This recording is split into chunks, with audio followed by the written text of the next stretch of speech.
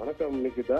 அதாவது சென்னை வடக்கு மண்டல போக்குவரத்து காவல் இணை ஆணையராக பணியாற்றி வந்தவர் டி மகேஷ்குமார் ஐபிஎஸ் அதிகாரியான இவர் போக்குவரத்து பெண் காவலர் ஒருவருக்கு பாலியல் தொல்லை கொடுத்ததாக குற்றச்சாட்டு எழுந்தது.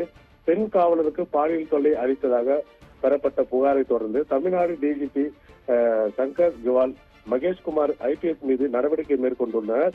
மகேஷ்குமாரை பணியிடம் நீக்கம் செய்து டிஜிபி சங்கர் ஜுவால் உத்தரவிட்டுள்ளார்.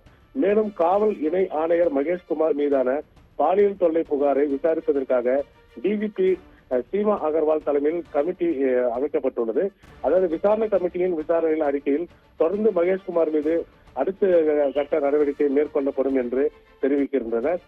இது மட்டும் இல்லாமல் இந்த நிலையில் அவரது மனைவி அனுராதா தாம்பரம் பகுதியில் பத்திரிகையாளர் சந்திப்பின் போது அவர் கூறியதாவது, அதாவது பாலியல் புகார் அளித்த பெண்ணுக்கு தன் கணவருக்கும் தொடர்பு இருப்பதாகவும் பலமுறை நேரடியாக தொலைபேசியில் மூலமாகவும் அந்த பெண்ணை கண்டித்து வந்ததாகவும் தன் கணவரிடமிருந்து நகைகளை பணங்களை பெண் காவலர் பறித்து வந்ததாகவும் தொடர்ந்து பல்வேறு இடங்களில் அவர்கள் தனிமையில் இருந்து வந்த நிலையில் கடந்த 7ஆம் தேதி டி நகர் பகுதியில் உள்ள ஓட்டலில் இருவரும் தனிமையில் இருந்துவிட்டு வெளியே வந்ததாகவும் பாலியல் புகார் கொடுத்து பெண் காவலர் செங்கல்பட்டு அருகே உள்ள மறைமல் நகர் பகுதியில் புதியதாக வீடு கட்டி வருவதாகவும் அதற்கு தன் கணவர் ஐபிஎஸ் மகேஷ்குமாரிடம் 25 லட்சம் ரூபாய் பணம் கேட்டு வந்த நிலையில் என் கணவர் தர மறுத்த நிலையில் தற்போது அவர் மீது பாலியல் புகார் அளித்துள்ளார்.